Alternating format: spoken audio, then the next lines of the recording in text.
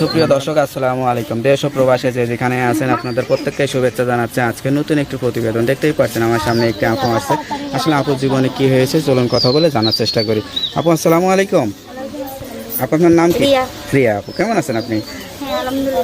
ভালো। আপুটার বাড়ি হচ্ছে কুমিল্লা। তা আপু আপনার কি মা বাবা আছে? বর্তমান অবস্থা কে কে আছে? মা বাবা আসেনি এখনো বর্তমান? না, মা বাবা নাই। কে কে আছে পরিবারে? পরিবারে দাদি আছে আর আমি আছি। দাদি আর আপনি আছেন? আচ্ছা আচ্ছা। সবচেয়ে বেশি কষ্ট লাগে কোনটা এখন? এখন কষ্ট তো আছে। কোন বিষয়টা বেশি কষ্ট? প্রতিবেদনের সামনে আমি আসছি হ্যাঁ। যে এখন ওরকম মানুষ তো পাই নাই, ভালো মনে নাই যে ওরকম একটা মানুষ চাই। লেখাপড়া করেন? পাশে থাকবে। লেখাপড়া করেন? না, লেখাপড়া করা হয়নি। লেখাপড়াও করেন নাই? আচ্ছা আচ্ছা। কোনো প্রেম ভালোবাসাও হয় নাই জীবনে?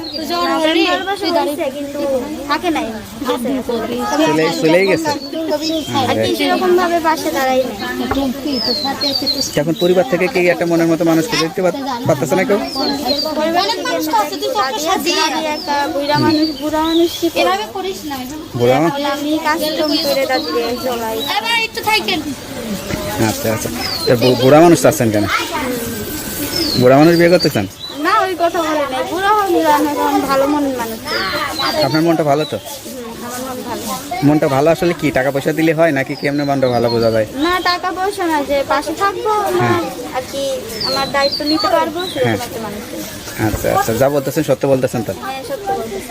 কখনো কি মনে হয়েছে একটু নায়িকা হই, নাচ গান করে এরকম শখ হয়েছে? না না, এরকম সব কখনো হয়নি। আচ্ছা। তো আপনার সঙ্গে কীভাবে যোগাযোগ করবে? ফোন নাম্বার আছে? নাম্বারটা মুখস্থ আছে? না, নাম্বার মুখস্থ নেই। মুখস্থ নাই? তা নাম্বারটা আমার কাছে দেন, আমি দেখে বলে দিই।